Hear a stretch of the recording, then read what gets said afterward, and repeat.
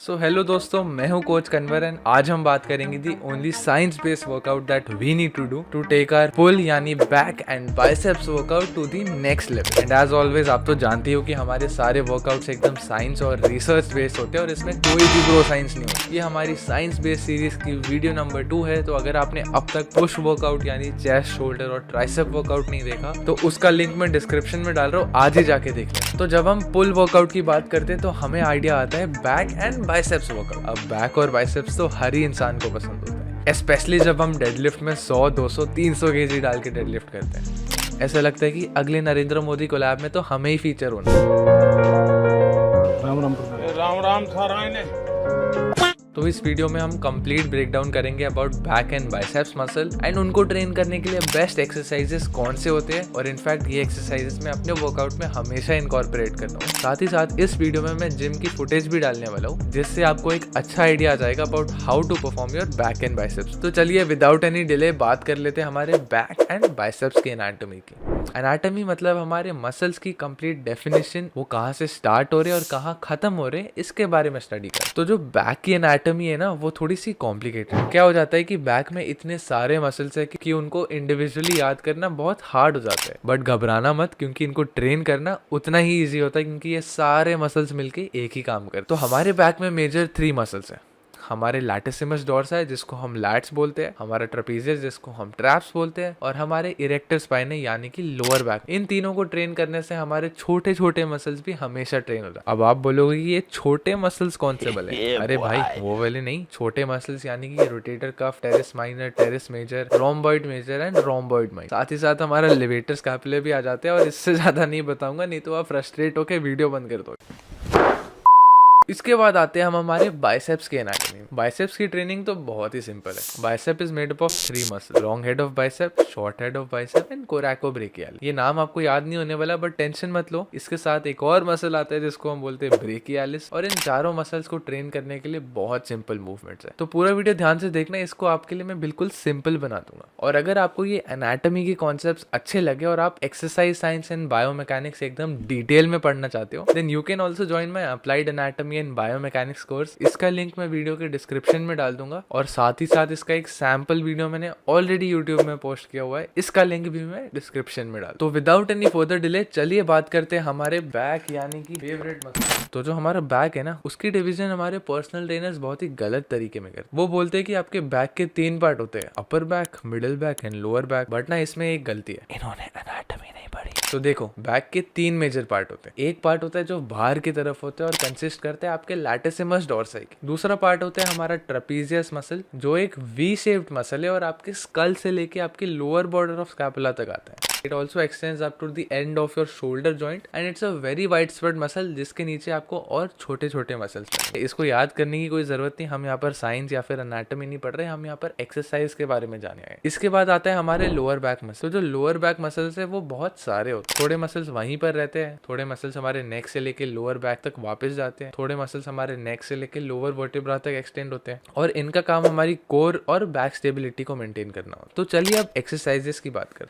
अब लैट्स को ट्रेन करें तो कैसे ट्रेन करें? लैट्स के 3 टाइप के फाइबर होते हैं, हॉरिजॉन्टल, वर्टिकल और ओब्लिक फाइबर्स। इसका मतलब सीधा, टेढ़ा और लेटा हुआ। ये तीनों फाइबर्स हमारे प्रीटी मच हर मूवमेंट में ट्रेन ही हो जाते हैं, बट इनको अच्छे से आइसोलेट करने के लिए हमें 2 लैट मूवमेंट्स इनकॉर्पोरेट करने हैं। एक जो ऊपर से आ रहा है जैसे एक लैट पुल डाउन, और दूसरा जो एक नीचे से आ रहा है जैसे सीटेड रो। बट इसे हमें फुल रेंज ऑफ मोशन में करना है और स्कैपुला को ऐसे फिक्स करके नहीं रखना। इससे हमारे लैट्स के कोने कोने तक स्टिमुलस आ जाएगा। तो नंबर 1 एक्सरसाइज पे आते हैं हमारे एक लैट पुल डाउन। इसको आप एक नॉर्मल मीडियम क्लोज ग्रिप से कर सकते हो, और अगर ये ग्रिप आपके जिम में प्रेजेंट नहीं हो तो इसके लिए आप एक मीडियम विथ वाली लैट पुल डाउन कर सकते हो, जो एक सबसे ज्यादा इफेक्टिव एक्सरसाइज। अब काफी लोग क्या करते हैं कि वो अपने लैट पुल डाउन को ऊपर से सीधा नीचे खींचते हैं, बट इससे इनके लैट्स अच्छे से एंगेज नहीं होते। फिर आपको थोड़ा सा पीछे जाना है और फिर अपने लैट पुल डाउन को एक एंगल पे परफॉर्म कर, क्योंकि आपके लैट्स एक एंगल पे होते हैं, इससे आपके लैट्स की ट्रेनिंग ज्यादा इफेक्टिव हो जाती है। अब काफी सारे इंडिया के जिम में ये क्लोज ग्रिप प्रेजेंट नहीं हो, तो इस केस में आप एक normal grip lat pull down कर सकते हो जो कुछ ऐसे ग्रिप में मिलती है। ये ग्रिप कंपैरेटिवली लेस इफेक्टिव है than a neutral grip lat pull down, but एक wide grip lat pull down तो करना बंद ही कर दो। ये बिल्कुल भी इनफेक्टिव है और आपके बाइसेप, आपके लैट्स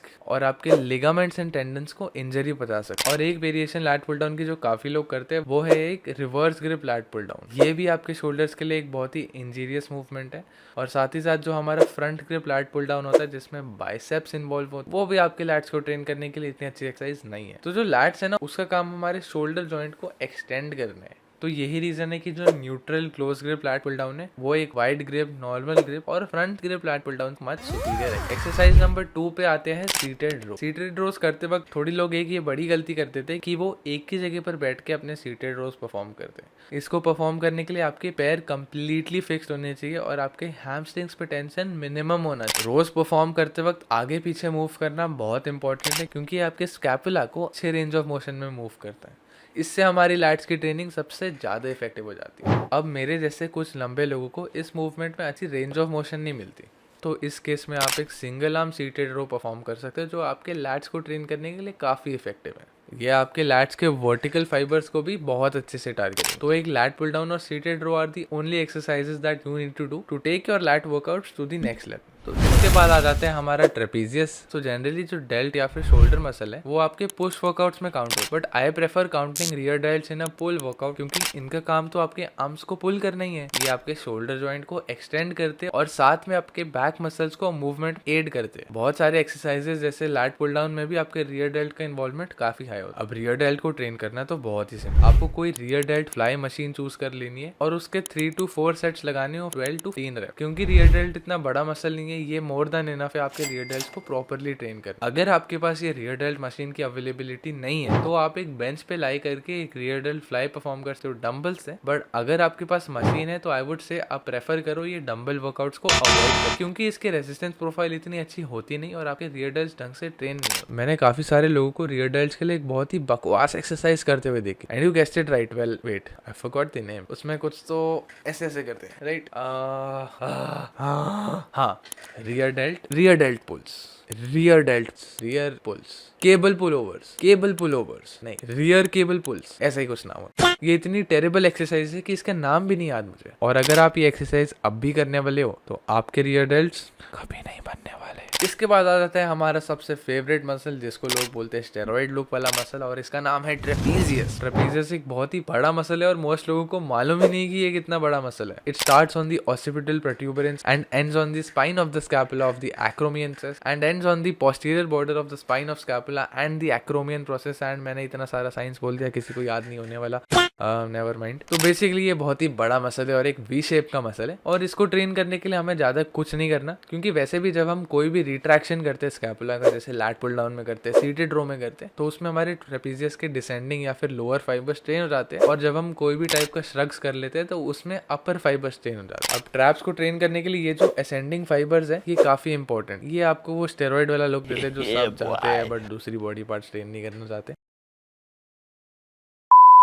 तो इसको ट्रेन करने के लिए एक बेस्ट एक्सरसाइज होती है बारबेल श्रग्स। बारबेल की लिटरली एक ही एक्सरसाइज है जो हर एक्सरसाइजेस के लिस्ट में टॉप पे आती है, और वो है बारबेल श्रग्स। इसमें भी मैं नॉर्मल बारबेल श्रग्स नहीं सपोर्ट करूंगा। अगर आप एक स्मिथ मशीन बारबेल श्रग्स करोगे तो वो आपके स्टेबिलिटी को ज्यादा इंक्रीज करेगा। करना कुछ नहीं है, स्मिथ मशीन पे एक एंगल पे खड़े हो जाना है और अपने बारबेल श्रग्स को नॉर्मली परफॉर्म करना है। अपने ग्रिप को शोल्डर से थोड़ा सा वाइड लेना, ज्यादा वाइड मत लेना, नहीं तो रेंज ऑफ मोशन कम हो जाएगा। और क्लोज ग्रिप तो बिल्कुल भी मत लेना, क्योंकि उसमें रेंज ऑफ मोशन तो खत्म ही हो जाएगा। अब आता है हमारा सबसे least favourite muscle lower back, जिसको फील करके सबको लगता है कि उनकी पीठ टूट गई। But don't worry, slip disc और वर्टिब्रल जो इंजरीज होते हैं वो इतने कॉमन नहीं होते, और जब होते तो आपको ऑटोमेटिकली पता चल जाता है। वो जो सोरनेस होती है मसल्स में, जिसको आप फील करके बोलते हो कि मेरी कमर टूट गई, वो आपकी इंजरी नहीं होती, वो आपकी मसल की सोरनेस या फिर फटीग होती है। तो यही लोअर बैक पेन को अवॉइड करने के लिए हमें इन मसल्स को भी स्ट्रेंथन करना चाहिए। तो और इसको ट्रेन करने के लिए एक बहुत ही सिंपल एक्सरसाइज है जिसको हम बोलते हैं मशीन हाइपर एक्सटेंशन। अगर आपके पास मशीन हाइपर एक्सटेंशन नहीं अवेलेबल है तो आप एक फ्लैट बेंच या फिर इंक्लाइन बेंच पे फ्री वेट हाइपर एक्सटेंशन भी कर सकते हो, और अगर ये मैक्स आउट हो गया तो आप हाथ में प्लेट पकड़ के परफॉर्म कर सकते हो। So this was all about our back workouts. चलिए बात करते हैं हमारे आर्नोल्ड वाली सबसे फेवरेट मसल की, जिसको बोलते हैं बाइसेप। अब 25 इंच के बाइसेप तो सब बनाना चाहते, बट इसको बनाने के लिए थोड़ी साइंस लगती है, और यही रीजन है कि छोटे हाइट वाले लोगों के बाइसेप लंबे हाइट वाले लोगों के साइज में कम होते हैं। अब इसमें भी काफी सारे मिसकंसेप्शन है। काफी लोगों को लगता है कि शॉर्ट हेड और लॉन्ग हेड आइसोलेट करना पॉसिबल है, बट ऐसा बिल्कुल भी नहीं होता। आपके लॉन्ग हेड और शॉर्ट हेड दोनों का इंसर्शन सेम जगह पर होता है। सिंस इनका इंसर्शन एक ही है, हर type of movement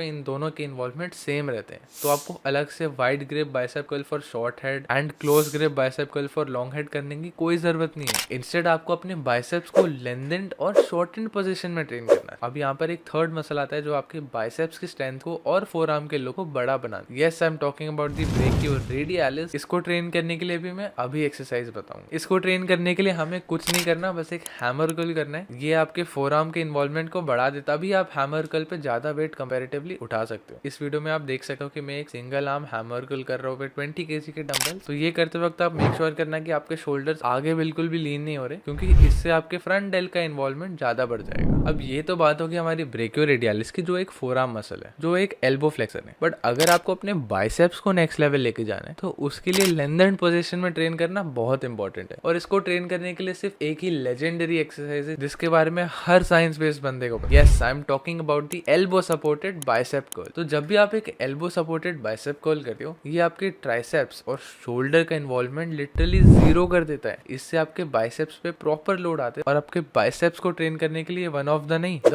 best exercise है। इसके बाद हम चाहते हैं अपने बाइसेप्स को एक शॉर्टेन यानी कि छोटे रेंज ऑफ मोशन में ट्रेन करना। तो नेचुरली इसके लिए हमारे पास दो ही एक्सरसाइज बस है, एक है प्रीचर कर्ल और दूसरा है प्रीचर कर्ल 2। सिंपल है, अपने इंक्लाइन बेंच को कुछ 60 से 90 डिग्रीज के बीच में रख देना है और सिंगल आर्म से प्रीचर कर्ल परफॉर्म करना है। ये आपके बाइसेप्स को एकदम शॉर्टेंड और वेल टू डू पोजीशन में ट्रेन करेगा। और अगर ये आपको कंफर्टेबल नहीं लगता तो आप ऑलवेज एक मशीन प्रीचर कर्ल कर सकते हो, बट जैसे आपने ऑलरेडी देखा हुआ है, इस पे बारबेल या फिर डंबल मत परफॉर्म करना, क्योंकि इससे आपके बाइसेप टेंडन की टियर हो सकती है। बहुत सारे बड़े बड़े इन्फ्लुएंसर्स को भी कुछ इसी तरह से इंजरी हुई है, और उनका मानना ये होता है कि उनको मोटरसाइकिल एक्सीडेंट हुआ है। तो यस, डेफिनेटली बारबेल्स या फिर इजी बार कर्ल से वहां पर परफॉर्म नहीं करना, क्योंकि इसके लोएस्ट रेंज ऑफ मोशन में आप उतनी स्ट्रेंथ मिलती ही नहीं जो आपकी बाइसेप हैंडल कर सकते। So that was all about our pull workouts. Back और बाइसेप को ट्रेन करने के लिए जो बेस्ट वर्कआउट्स है अकॉर्डिंग टू साइंस, वो मैंने इस पूरे वर्कआउट में कवर कर दिए है। अगर आपको इस वीडियो से कुछ नॉलेज मिला है और आपको और सीखना है about exercise science, biomechanics and applied anatomy,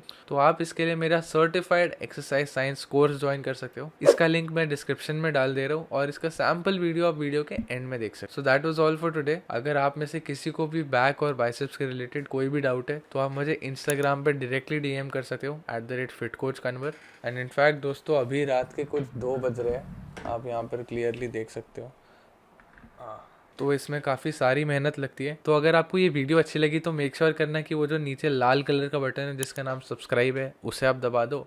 उसके साइड पे जो घंटी मिलती है उसको भी दबा दो, और साथ ही साथ अपने दोस्तों को थोड़ा शेयर कर दो, थोड़ा थोड़ा लाइक कर दो। और अगर कोई डाउट्स या फिर क्वेश्चन है तो आप उसको नीचे कमेंट सेक्शन में डाल सकते हो। तो I hope you guys will support so that I can bring more such content out for you guys. Next video में हम बात करेंगे about our complete science based legs workout for those people who find it very hard to grow their legs and especially their calves. So make sure to stay tuned in to watch this video, and as always subscribe to Fit Coach Kanwar for more such science based videos.